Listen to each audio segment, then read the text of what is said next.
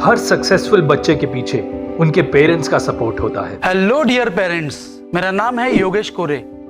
Parents की involvement अगर बच्चों के पढ़ाई में बराबर से होती है तो बच्चों के पढ़ाई में काफ़ी प्रोग्रेस होती है। पेरेंट्स ने बच्चों के पढ़ाई में प्रोग्रेस करने के लिए इन 3 बातों पर फोकस करना चाहिए। First time, second money and third is energy. अब देखते हैं कि इन तीनों का प्रॉपर यूटिलाइजेशन कैसे करते हैं। First time. टाइम ज़्यादा दो या कम दो, लेकिन उन्हें डेवलप करने में, मतलब पढ़ाई में और संस्कारों में आपने हर रोज इफेक्टिव टाइम कितना दिया है, ये बहुत ही इम्पोर्टेंट है। लेकिन ऐसा भी हो सकता है कि आप पूरा दिन सिर्फ उनके साथ हो और आप आपके ही काम में बिजी हो, या व्हाट्सएप पे, फेसबुक पे, या इंस्टाग्राम पे, या मेल चेकिंग कर रहे हो, मे बी सोशल मीडिया पे हो, या मे बी आप घर के काम कर रहे हो, तो आपके बच्चों के डेवलपमेंट में उस दिन का कंट्रीब्यूशन 0 है। बहुत से पेरेंट्स मुझे बोलते हैं कि हम बिजी हैं, तो हम उनके लिए उनके पढ़ाई में उतना टाइम नहीं दे सकते हैं। तो मेरा उन पेरेंट्स से यही कहना है कि आप इतने बिजी भी नहीं हो कि आपने पिछले 3 दिनों से ब्रश भी नहीं किया है, आप नहाए भी नहीं हो, आपने ब्रेकफास्ट या लंच या डिनर भी नहीं किया है, आप पूरे दिन व्हाट्सएप पर एक बार भी आपने चैटिंग नहीं की है, या आप टॉयलेट भी नहीं गए हो, आप 1 हफ्ते से ये सभी काम नहीं कर रहे हो, आप फोन पर रिलेटिव्स या दोस्तों से भी बात नहीं कर रहे हो, आपको ऑफिस में बहुत काम है, आप ऑफिस में ही हो, आप घर पर जरा भी नहीं आए हो, तो सचमुच आप इतने बिजी भी नहीं हो कि आप दिन में आपके बच्चों के पढ़ाई के लिए 15 या 20 मिनट भी नहीं दे रहे हो। अब पेरेंट्स मुझे पूछते हैं कि सर ठीक है, हम उसकी पढ़ाई में इंटरेस्ट लेने के लिए तैयार है, we will be involving in study, तो आपको क्या लगता है कि हमें क्या करना चाहिए? तो मेरा ये कहना है कि पहले आप YouTube पर मेरी एक सीरीज़ है जिसका नाम है study method of scholar students.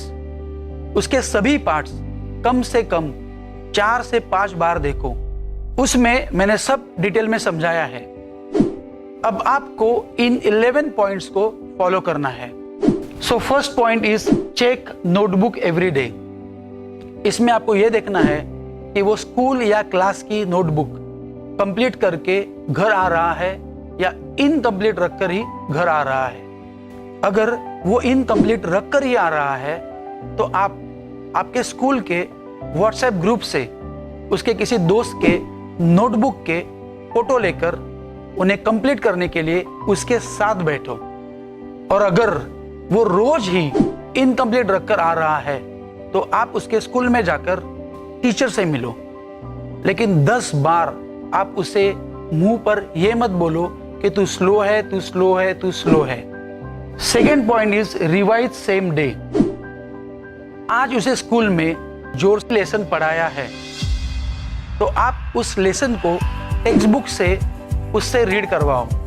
यहाँ पर आपको यह ध्यान में रखना है कि हर पैराग्राफ वो जोर से रीड कर रहा है और आप उसे उस पैराग्राफ को इंग्लिश में और आपकी जो भी लोकल लैंग्वेज है उसके मिक्सचर में आप उसे एक्सप्लेन करने के लिए बोल रहे हो, और वो आपकी लोकल लैंग्वेज और इंग्लिश में वो हर पैराग्राफ आपको एक्सप्लेन करके बोल रहा है।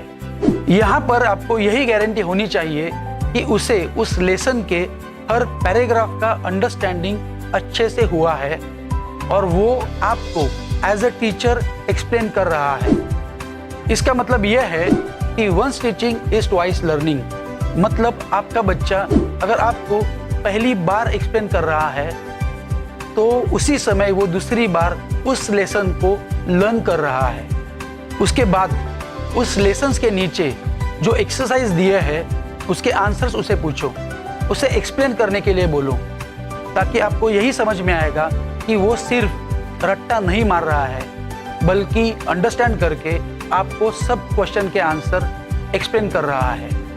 आजकल बहुत से क्वेश्चंस लेसन के नीचे दिए हुए एक्सरसाइज से भी आते हैं और लेसन के अंदर से भी आते हैं, तो आपको उसके लेसन की अंडरस्टैंडिंग और सिर्फ अंडरस्टैंडिंग पर ही फोकस करना पड़ेगा।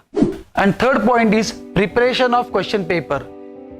स्कूल या बोर्ड के पिछले 3 या 4 साल के क्वेश्चन पेपर्स आपके पास एकेडमिक ईयर के शुरुआत में ही होने चाहिए। तब आप उनके उपयोग से पेपर पैटर्न पहले ही जान सकते हो, मतलब seen passages, unseen passages, poems, grammar, writing skills, इन सब में क्या क्या होता है वो देखने के बाद ही आपकी साल भर की पढ़ाई की प्लानिंग इजी हो सकती है। Fourth point is writing practice. Science के डायग्राम्स हो या क्वेश्चन के आंसर्स हो या मैथ्स के सम्स हो, उसे रफ बुक में लिखने के लिए बोलो। यहाँ पर बिना देखे क्वेश्चन के आंसर्स, मैथ्स के सम्स, डायग्राम्स, ये सभी बिना देखे लिखना बहुत ही जरूरी होता है। Fifth point is accepted method और आंसर। मैथ्स के सम सॉल्व करते समय उसके स्कूल में कौन सी मेथड एक्सेप्टेड है वही आप यूज करके उसे स्कूल के नोटबुक में दिए हुए सम स्टेप वाइज सॉल्व करने के लिए बोलो। क्वेश्चन के आंसर लिखते समय स्कूल के नोटबुक में स्कूल के टीचर्स ने जो आंसर्स दिए हैं उनके जो सीक्वेंस है, उनके जो पॉइंट के सीक्वेंस है, जिस तरीके से दिए हैं आप सेम टू सेम उससे वही अंडरस्टैंड करवा लो, उससे वही बाय हार्ट करवा लो और उससे वही प्रिपेयर करवा लो, ताकि वो एग्जाम में स्कूल जो एक्सपेक्ट करता है या बोर्ड जो भी एक्सपेक्ट करता है वही एग्जाम में वो लिख सकता है। 6 पॉइंट इज टेबल। उसके 30 तक के सभी टेबल्स बाय हार्ट होने चाहिए। 7 point is pre preparation. School में या क्लास में लेसन पढ़ाने के पहले अगर एज अ पेरेंट्स आप घर पर ही उसकी तैयारी करते हो और उसके बाद ही उसे स्कूल में या क्लास में भेजते हो तो आप सचमुच एक अच्छे पेरेंट्स हो। यहाँ पर आपको मेरा salute. 8 point is revision chart. Academic year के शुरुआत से एग्जाम तक जितने भी लेसन्स हैं और उसके सभी आंसर्स रेगुलर इंटरवल में कम से कम 8 से 10 बार बिना देखे बोले जाने चाहिए और 5, 6, 7 टाइम्स बिना देखकर लिखे जाने चाहिए। यही होती है scientific revision. And 9 topic is SAL मतलब सीरियस अबाउट लाइफ।